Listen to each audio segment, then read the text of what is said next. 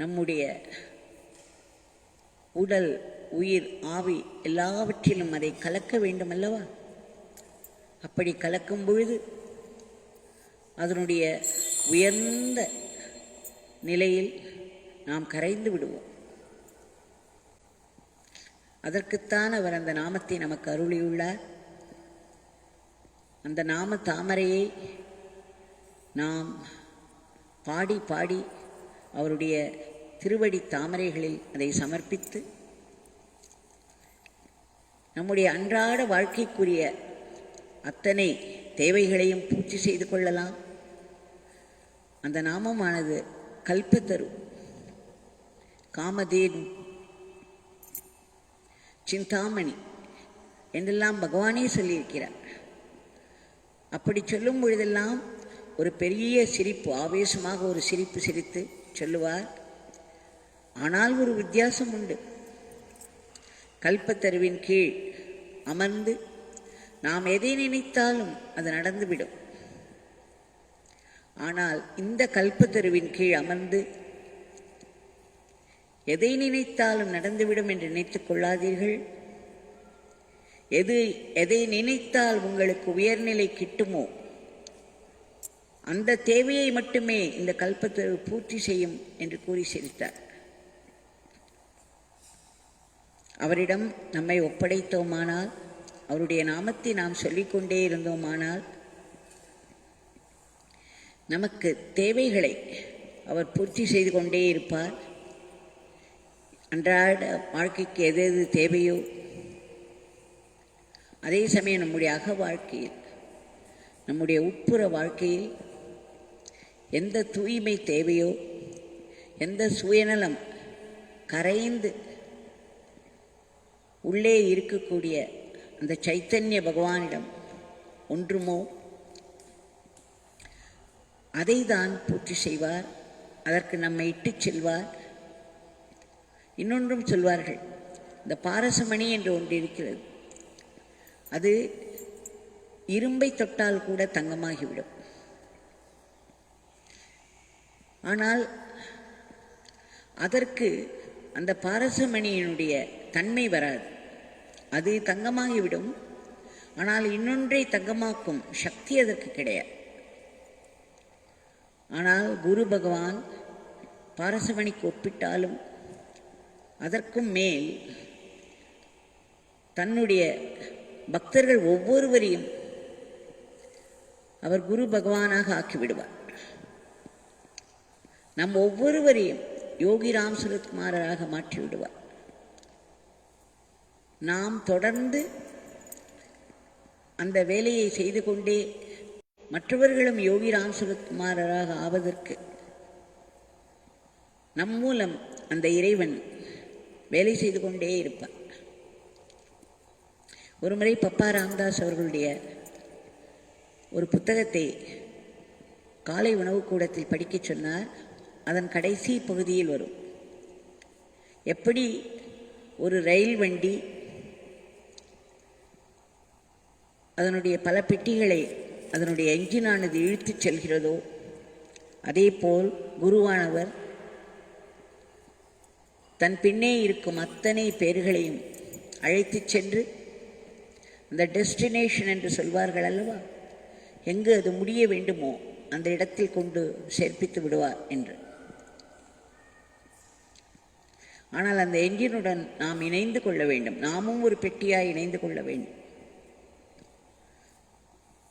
இந்த செல்போன் இருக்கும் காலத்தில் ஒரு 2 வயது குழந்தையின் கையிலிருந்து அதை பார்க்கிறோம். அவைகளுக்கு கூட எப்படி ஃபோன் செய்ய வேண்டும் என்று தெரிந்திருக்கிறது. ஆனால் அந்த ஃபோனில் கூட நாம் ஒரு நம்பரை சரியாக இயக்கச் செய்ய வேண்டும். அதில் தவறினோமானால் வேறு ஏதேதோ வந்துவிடும். பலமுறை குழம்பியிருக்கிறேன். ஆனால் இந்த நம்பர், இந்த கான்டாக்ட் நம்பர் என்று சொல்கிறார்களே, இறைவனுடைய கான்டாக்ட் நம்பர் அவருடைய நாமம்தான். அந்த நாமத்தை நாம் உள்ளே சொன்ன மாத்திரத்தில் அவரோடு தொடர்பு ஏற்பட்டு விடுகிறது. எவ்வளவு சுலபம்! இதைவிட எப்படி இறைவன் தன்னை நெருக்கிக் கொள்ள முடியும்? நாமத்தை நாம் உள்ளிருந்து யோகிராம் சுரத்குமார் என்று ஒருமுறை அன்போடு நம்பிக்கையோடு மனதை ஒருமுகப்படுத்தி கூப்பிட்டால் அவர் நம்மை உடனே ஆட்கொண்டு விடுகிறார். அவருடைய இருப்பு நமக்கு பூரணமாக தெரியும். அப்படி நமக்கு ஒருமுகப்படாவிட்டாலும், நம்பிக்கை இல்லாவிட்டாலும், அவரிடம் பக்தியோ அன்போ இல்லாவிட்டாலும் பரவாயில்லை, நாமத்தை சொல், நாமத்தை சொல், நாமத்தை சொல் என்று 3 முறை சொன்னார் ஒருவர். அந்த நாமத்தை நாம் சொல்ல சொல்ல, நாமத்தை சொல்லும் பொழுதே அவர் நம்முள் இறங்கி விடுகிறார். அவருடைய இருப்பு இருக்கிறது, நமக்கு தெரிவதில்லை. ஏனென்றால் நம்முடைய மனதில் அதற்கு தேவையான தூய்மை இல்லை. அதில் கோபம் இருக்கிறது, பயம் இருக்கிறது, துக்கம் இருக்கிறது, பலவிதமான ஆசைகள் மண்டி கிடக்கின்றன. அதனால் நாம் அவரை கூப்பிட்ட உடனேயே அவருடைய இருப்பு நமக்கு தெரியாததன் காரணம் இதுதான். ஆனாலும் அவர் இருப்பு அங்கு உண்டு. அவருக்கு நம்முடைய மனதில் உள்ள எண்ணங்களும் தேவைகளும் பிரார்த்தனைகளும் நன்கு தெரியும். அதனால்தான் பகவான் சொல்வார், நாமத்தை சொல்லிக்கொண்டே இருப்பவர்களுக்கு பிரார்த்தனை என்று தனியே செய்ய தேவையில்லை. அவர்கள் மனதில் என்னென்ன பிரார்த்தனைகள் இருக்கிறதோ அதை உரிய நேரத்தில் நாமமே செய்துவிடும் என்று. நாமம் என்பது என்ன? நாமிதானே. அந்த நாமிக்கு தெரியாதது எதுவும் இல்லை, முடியாதது எதுவும் இல்லை. நேற்றைக்கு பார்த்தோம் எப்படி தெய்வக்கனி அவர்களுடைய வீட்டில் அவருடைய மகன் ஆதவன் சுயநலமின்றி இரவு முழுவதும் கண்விழித்து எங்கு அதிகம் பரவி இருக்கிறதோ அந்த இடத்தில் போய் நின்று கொண்டு தன்னுடைய சேவையை தயங்காது வழங்கினார். அப்பொழுது அவருடைய வீட்டில் வறுமை தாண்டவமாடிய நேரம், சாப்பாட்டிற்கு கூட இல்லாத ஒரு நேரம், கலங்கி போயிருந்தார்கள். 1 வருடத்திற்கு முன்புதான் அவருடைய கணவர் இறந்திருந்தார். ஆதவன் அவர்களுக்கு வேலையும் இல்லை. அப்படிப்பட்ட நிலையிலும் கூட அவர்கள் பகவானுடைய நாமத்தை சொல்லி சொல்லி தன்னுடைய மகனையும் அந்த பொதுநல சேவைக்கு அனுப்பினார். அதன் விளைவு உடனே அவர்களுக்கு அந்த 40 நாட்களில் பல பெருமைகள் கிடைத்தது, பாராட்டுக்கள் கிடைத்தது. அதன் பிறகு வேலையும் கிடைத்தது. இப்பொழுது அந்த வேலையில் அவர் நன்கு ஊன்றி நன்கு சம்பாதித்துக் கொண்டிருக்கிறார். நமக்கு வரும் ஒரு சூழ்நிலை அந்த நேரத்தில் பயங்கரமாக தெரியும். ஐயோ, நமக்கு போய் இது வந்துவிட்டதே. நாம் நினைப்போம் அல்லவா, எதிர் வீட்டில் இல்லை, பக்கத்து வீட்டில் இல்லை, எனக்கு மட்டும் ஏன் வந்தது என்று. ஆனால் அது ஒரு பெரிய ஆசீர்வாதத்திற்கான ஒரு வாய்ப்பு. நம்முடைய எல்லைகளை கடந்து மனதை நாம் இறை சேவையில் ஈடுபடுத்தினோமானால் அது நம்மை எங்கோ தூக்கிச் சென்றுவிடும். இந்த உலக வாழ்க்கைக்கு தேவையானதையும் கொடுக்கிறது, நமக்கு அகத்தூய்மையையும் கொடுக்கிறது. பகவான் சொல்வார், சில சமயம் தெய்வங்கள் நேரில் வந்து சொல்ல முடியாதவைகளை கனவுகளில் தோன்றி சொல்லும். கனவு என்பதும் இறைவனோடு தொடர்பு கொள்ளக்கூடிய ஒரு நிலைதான். அதனால் கனவில் எந்த தெய்வம் வந்தாலும் அது நிஜமே என்பார், அதை கனவென்று எடுத்துக்கொள்ளாதீர்கள் என்பார். இந்த மதுரை மகளிர் 6 பேர் இங்கு வந்திருந்தார்கள். இந்த 3 நாட்கள் கோலாகலமாய் பகவானுடைய நாமத்திலும் அவருடைய லீலைகளிலும் ஆனந்தமாய் சென்று கொண்டிருந்தது.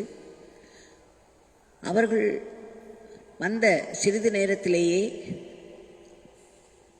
திருமதி கீதா என்பவரும் திரு சிவபாலகுமார் என்பவரும் ஒரு தம்பதியர் அவர்களும் இங்கு வந்து சேர்ந்தார்கள்.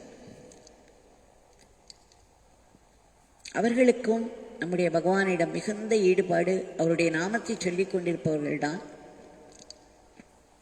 கீதாவினுடைய கணவர் சிவாவினுடைய ஒரு அனுபவத்தை சில நாட்களுக்கு முன்பு பார்த்தோம். அவர் எப்படி ஒரு பரீட்சை எழுதினார். கிட்டத்தட்ட 200 மல்டிபிள் சாய்ஸ் கேள்விகளை பதிலேதும் தெரியாமல் யோகிராம் சரத்குமார் என்றே டிக் செய்து சரியான பாஸ் மார்க் வாங்கிவிட்டார். 1 மார்க்கு கூடவோ 1 மார்க்கு குறைவோ இல்லை, சரியான பாஸ் மார்க். கடும் ஜுரத்தில் இருந்தவர் ஒன்றும் செய்ய முடியாத நிலையில் யோகிராம் சரத்குமார் நாமத்தை மட்டும் நம்பி, இது எங்காவது நடக்குமா? இது வேடிக்கையாக இருந்தாலும் இறைவனுடைய சக்தியை நமக்கு காட்டுகிறது. இறைவனுக்கு தெரியாதது எதுவும் இல்லை. அன்றைக்கு யோகிராம் சரத்குமார் அவர் கைவழியே அந்த பரீட்சையை எழுதினார். ஆனால் பாருங்கள், சரியாக பாஸ் மார்க் மட்டும்தான். அதற்கு மேல் அவர் இண்டல்ஜ் செய்யவில்லை. அவர்களுக்கு ஒரு தர்மம் உண்டு. தெய்வத்திற்கு தன்னை அண்டி தன்னுடைய நாமத்தை சொன்னால், தன்னிடம் சரணடைந்தால் அவர்களை எப்படியேனும் காப்பாற்ற வேண்டும். அடிக்கடி புராணங்களில் நாம் பார்க்கிறோம், தெய்வங்கள் பலர் இந்த மாதிரி சிக்கல்களில் சிக்கிக்கொள்வதை. அசுரர்கள் தவம் செய்தாலும் அவர்களுக்கும் வேண்டியதை அவர்கள் கொடுத்துதான் ஆக வேண்டும். இது ஒரு விளையாட்டு. இந்த லீலைகள் எல்லாம் தொடர்ந்து நடந்து கொண்டிருக்கின்றன. இன்று கலியுகத்தில் ஒரு அசுரர் 2 அசுரர்கள் இல்லை. அசுரர்கள் எல்லோர் மனதிலும் இடம் பிடித்து விட்டனர். ஆங்காங்கே அவர்களுடைய தாண்டவம் நடந்து கொண்டுதான் இருக்கிறது. எல்லாவற்றுக்கும் மேல் இந்த கிருமியின் தாண்டவம். ஆனால் இதை உற்பத்தி செய்தவரும் இன்றைய சூழ்நிலைகளுக்கு காரணமும் அந்த இறைவன் தானே. இந்த கீதா அவர்களுக்கு, சிவாவின் மனைவி கீதா அவர்களுக்கு ஒரு நாள் மதுரையில் வெடிகாலை நேரத்தில் ஒரு கனவு வந்ததாம். அந்த கனவில்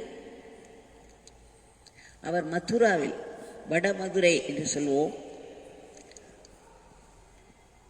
ஸ்ரீ கிருஷ்ணர் பிறந்த இடம், அந்த மதுராவில் அவர் எங்கோ நின்று கொண்டிருக்கிறாராம். அங்கு ஒரு கோவில். அந்த கோவிலின் பூஜை அறை திறந்திருக்கிறது. ஆனால் இவருக்கு ஒரு துவாரம் மட்டுமே தெரிகிறது. அந்த துவாரத்தின் வழியே உள்ளே பார்க்கிறார். உள்ளே 2 ஷிலாமூர்த்திகள், ஸ்ரீ கிருஷ்ணனுடைய ஷிலாமூர்த்தி, கூடவே ராதையினுடைய ஷிலாமூர்த்தி. இருவரும் நாட்டியமாடும் நிலையில் இருக்கிறது. அங்கே இருவர் உட்கார்ந்து கொண்டு, ஒரு தம்பதியர் அங்கு உட்கார்ந்து கொண்டு அந்த ஷிலாமூர்த்திகளுக்கு பூஜை செய்கிறார்கள். சிறிது நேரத்தில் இவர் அந்த துவாரத்தின் வழியை பார்த்து கொண்டே இருக்கும் பொழுதே அவர்கள் அந்த சிலைகள் உயிர் பெற்று எழுந்து விடுகிறார்கள். இவரால் கனவில் நன்றாக ஸ்ரீ கிருஷ்ண பகவானையும் ராதா ராணியையும் பார்க்க முடிந்தது. அவர்கள் இருவரும் நாட்டியம் ஆடிக்கொண்டிருந்தார்கள். எப்பேற்பட்ட காட்சி! இது கனவாயிருந்தால் என்ன, நினைவாயிருந்தால் என்ன, நாம் பிறந்ததன் பலனாகி விடுகிறது அல்லவா? அவர் இதை பார்த்து கொண்டிருக்கிறார். ஆனந்தப்பட்டு கொண்டே இருக்கும் பொழுது அவருடைய உள்ளத்தில் ஒரு பெரும் ஏக்கம் எழுந்ததாம். இவர்களுக்கு இதோ உட்கார்ந்து கொண்டு பூஜை செய்கிறார்களே, அவர்களுக்கு எப்பேற்பட்ட பாக்கியம்! நமக்கு இந்த பாக்கியம் கிடைக்காதா? நாமும் ராதாகிருஷ்ணருக்கு பூஜை செய்ய மாட்டோமா என்ற ஒரு ஏக்கம். அந்த பூஜை முடிந்து அங்கிருந்த பூஜாரி நேரே இவரிடம் வந்தாராம். நிறைய பூக்களை அள்ளி அவர் கையில் கொடுத்தாராம். அதன் பிறகு சொன்னாராம், அடுத்த முறை பூஜை உங்களுடையதுதான், உங்களுடைய முறை ராதாகிருஷ்ணருக்கு பூஜை செய்ய வேண்டியது என்று சொன்னார்கள்.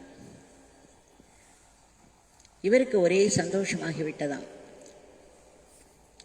அதன் பிறகு இவரை உள்ளே கூப்பிட்டு இவர் அந்த பூஜை செய்வதற்கு தயாராகி கொண்டிருக்கும் பொழுது இவரும் இவருடைய கணவரும் அங்கிருந்த அந்த பூஜாரி சொன்னாராம், உங்களுக்கு முதுகில் ஒரு வலி இருக்கிறதே, அதனால் இந்த மனைப்பலகையை எடுத்து போடுகிறேன், இதில் உட்கார்ந்து பூஜை செய்யுங்கள் என்று சொன்னார். இது அத்தனையும் கனவில் மிக தெளிவாக ஒவ்வொரு டீட்டெயிலும் அவருக்கு தெரிகிறது. கனவில் நமக்கு எது நேர்ந்தாலும் அது நிஜமாகத்தானே இருக்கும். அது கனவு என்று எப்பொழுது தெரியும்? அதிலிருந்து விழித்துக் கொள்ளும்போது தான். இவர் அந்த பூஜையை ஆரம்பிக்கும் பொழுது கனவு மறைந்து விட்டது. இவர் விழித்து கொண்டு விட்டார். அதன் பிறகு அத்தனையும் கனவு என்று தெரிந்தது. ஆனாலும் அது ஒரு பெரிய ஏக்கத்தை கிளப்பிவிட்டது. எப்படியாவது மதுரா போய் அங்கு இருக்கும் ராதாகிருஷ்ண மூர்த்திகளுக்கு பூஜை செய்ய வேண்டும் என்று. இதற்கு மறுநாள் அவருக்கு ஒரு ஃபோன் வருகிறது. அவருடைய சிநேகிதி ஒருவருடைய தந்தை யோகிராம் சுரத்குமார் ஆசிரமம் மதுரையில் பாத பூஜை செய்ய வேண்டும் என்று வேண்டிக் கொண்டிருந்தாராம். ஆனால் ஒரு வருடத்திற்கு முன்பு அவருக்கு ஸ்ட்ரோக் வந்ததினால், பக்கவாதம் வந்ததினால், கைகால்கள் செயலிழந்து போனதால் அவரால் அதை செய்ய முடியவில்லையாம். அந்த பிரார்த்தனையை பூர்த்தி செய்ய முடியவில்லையே என்ற ஏக்கம் அவருக்கு. அதனால் அவர் உடனே தன்னுடைய மகளை ஃபோன் செய்ய செய்து கீதா அவர்களை குருக்ஷேத்திரம் மதுரை யோகிராம் சுரத்குமார் ஆசிரமத்திற்கு சென்று, கோவிலுக்கு சென்று அங்கு பூஜை செய்ய சொல்லவும், பாத பூஜை செய்ய சொல்லவும் என்று. இவருக்கு முதல் நாள் கனவு, மறுநாள் இவருக்கு ஃபோன். உடனே இவரும் இவர் கணவரும் அங்கு சென்று பாத பூஜை செய்வதற்கு ஏற்பாடு செய்து கொள்கிறார்கள், தயாராகிறார்கள். இவர் அப்பொழுதும் அதை எதுவும் கனெக்ட் செய்யவில்லை. அதற்கு எதற்கும் தொடர்பு இருப்பதாக தெரியவில்லை. கனவு தனியாக நிற்கிறது. இந்த நினைவில் இதெல்லாம் நடந்து கொண்டிருக்கிறது. அதன் பிறகு அவர் உள்ளே நுழைந்தார். அந்த கோவிலுக்குள்ளே சென்றார். சென்ற உடனே பாத பூஜைக்கு எல்லோரும், திரு மாசானமுத்து அவர்கள் பாத பூஜைக்கு எல்லாவற்றையும் ரெடியாக வைத்திருந்தார்.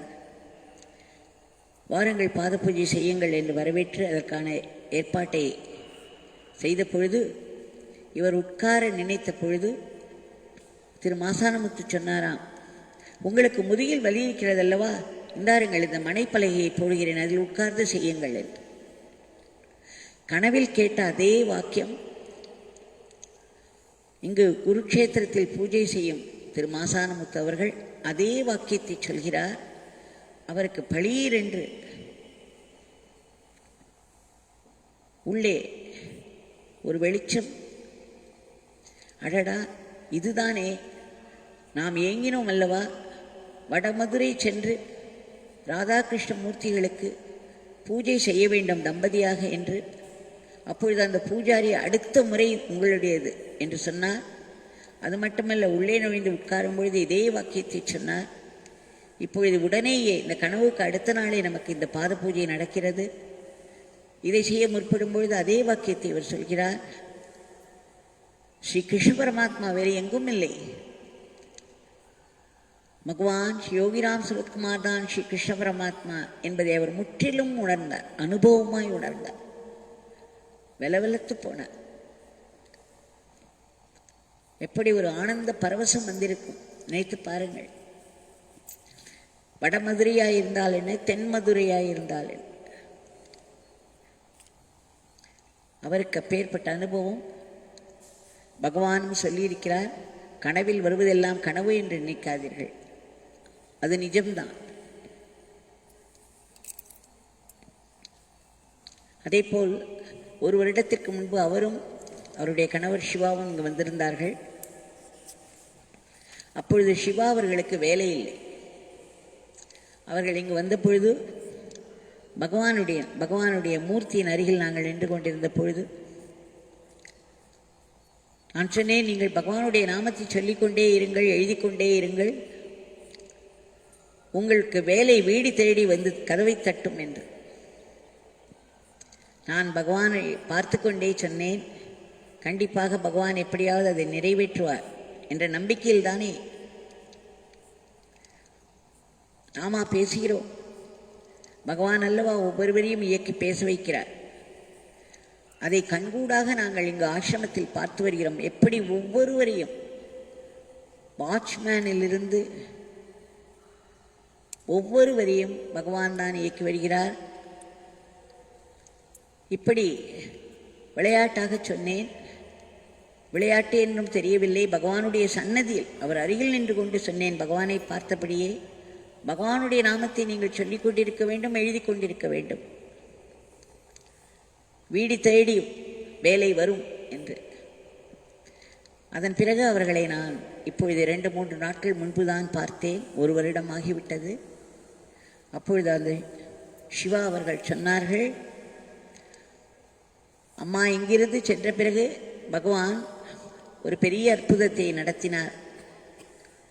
நாங்கள் புதிதாக ஒரு வீட்டுக்கு குடி சென்று விட்டோம்.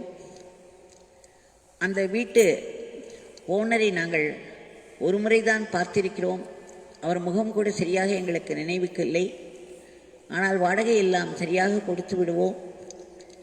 எல்லாம் நல்லபடியாக போய்கொண்டிருந்தது. ஒரு நாளைக்கு திடுமென்று அந்த வீட்டினுடைய ஓனர் வந்தார். அவர் கூட யாரையோ அழைத்து வந்திருந்தார்.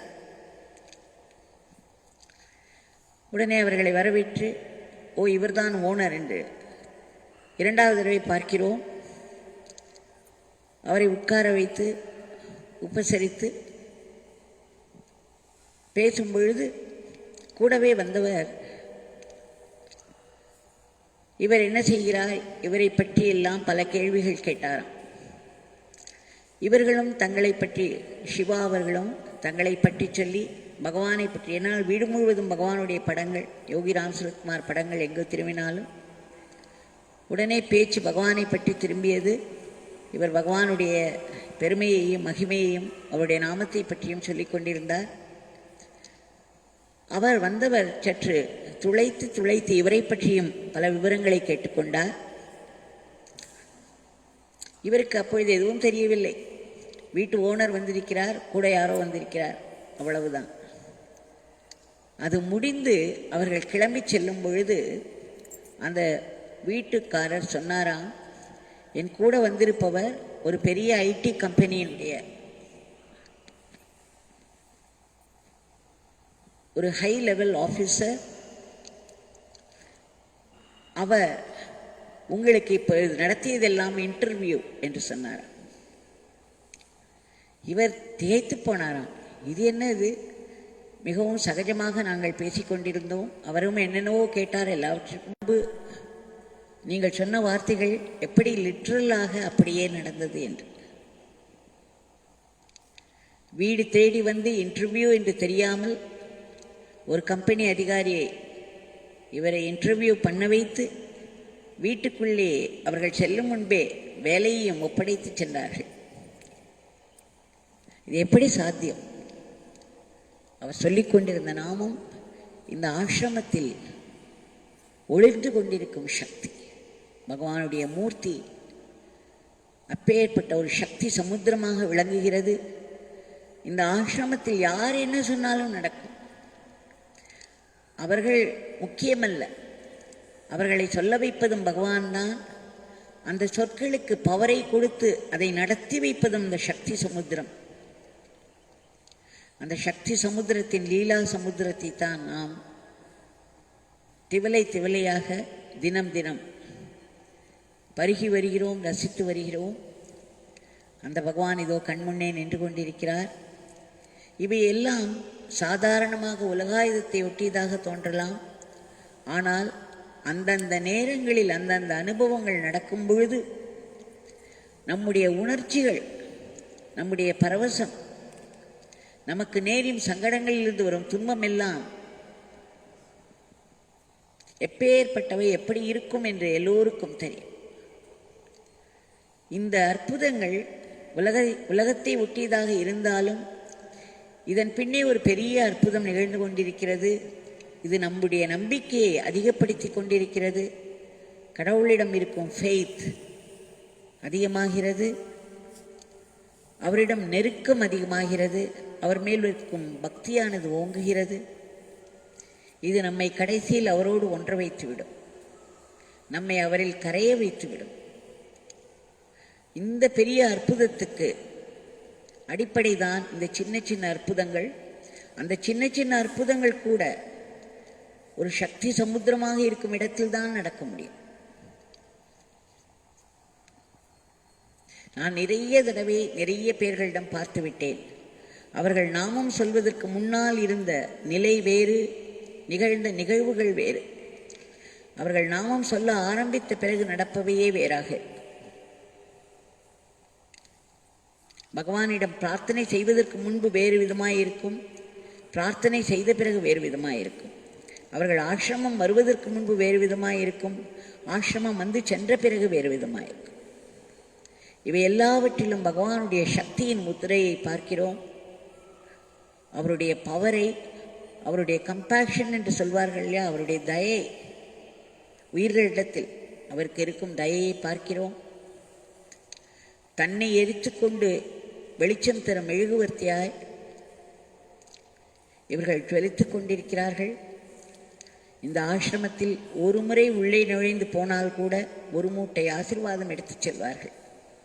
ஒன்றும் செய்ய வேண்டாம், உள்ளே நுழைந்து வெளியே போனாலே அவ்வளவு ஆசீர்வாதம், அவ்வளவு சக்தி. இங்கு இருக்கும் ஒவ்வொரு வினாடியும் பகவானுடைய ஆசீர்வாதங்கள் மழை போல் நம்மேல் விழுந்து கொண்டே இருக்கின்றன. இதை நாம் உணர்ந்தாலும் உணராவிட்டாலும் இது சத்தியம் என்று பகவான் நமக்கு வாக்களித்திருக்கிறார். அது சத்தியமான அனுபவமாய் நமக்கு கூடிக்கொண்டிருக்கிறது. இந்த பகவானிடம் இன்றைய பிரார்த்தனையை நாம் சமர்ப்பிப்போம்.